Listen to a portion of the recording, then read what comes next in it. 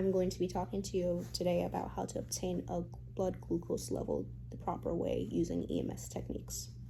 The general public doesn't typically know this and doesn't know how to do it on themselves the proper way half the time, and it's a very vital, important skill, especially when trying to get it on an individual that can't obtain it from themselves.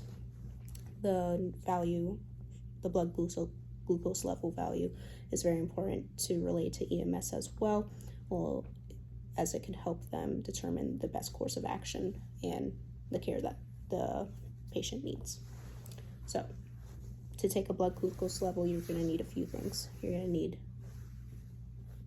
some blood glucose test strips, a glucometer, an alcohol prep pad, a 2x2 cloth, a lancet that you're going to use to prick the individual's finger later, Band-Aid for the end, and gloves to help protect yourself from any bloodborne pathogens. So, first, generally you should prepare your glucometer, and by doing this, you're going to take a glucose test strip and you're going to put it front side up into the glucometer, but not all the way. You generally want to use a clean one, because if you use a dirty one, it won't give accurate readings in the glucometer or read at all. Next, you're going to put on some gloves before touching your patient. When choosing a test site, you're generally going to use the fingers, which is the most area that individuals choose to grab the blood glucose on. And when choosing the site, you usually want to use the side of the finger and not the actual base of the finger, because there's less nerve endings there and it won't hurt the patient as much and it won't cause further damage if you keep doing repeated uses. When you're about to take the test, you're going to want to take your alcohol prep pad. You're going to want to open that up. You're going to clean the area.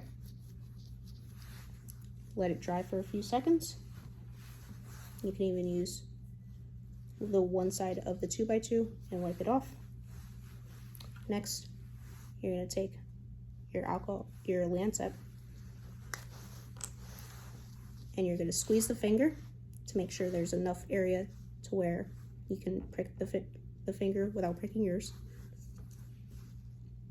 And then go ahead.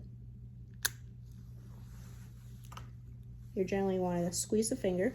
There's going to be a droplet of blood, and you're going to wipe that away. The first one usually has the alcohol prep on it, and you don't want to use that. It'll give sometimes an inaccurate reading, and then you're going to want to squeeze the finger again to get a nice little droplet of blood. After that, you're going to insert the test strip, and you're going to touch it towards the blood drip and make sure that little area is filled in entirely, and wait for it to fill. Here you can generally clean the finger, and after you clean the finger just with the 2x2, you put the Band-Aid on the individual, or you can give them the Band-Aid if they prefer that.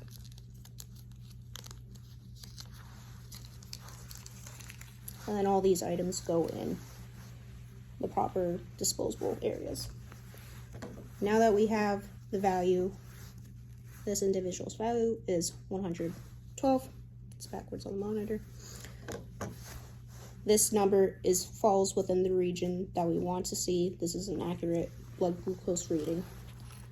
At this time, if you are just checking the individual's value, it's just to see what their blood glucose level is at. This person's healthy. It's not to be too much of concern. If the value is lower usually than 80, it's of more concern, and make sure to call EMS and relay this over the phone that the person is hypoglycemic. If the value is much greater than the individual's normal, sometimes could be greater than 200, 300, make sure to also relay that to EMS as well. If the patient is hypoglycemic, make sure to give them juice if they're able to maintain their airway, and if they're able to, if they're alert and able to talk to you enough. generally this is a good way to help the individuals and their families, especially when they're not comfortable with taking a blood glucose themselves.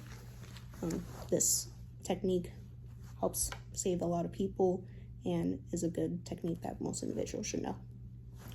Thank you for watching my how-to.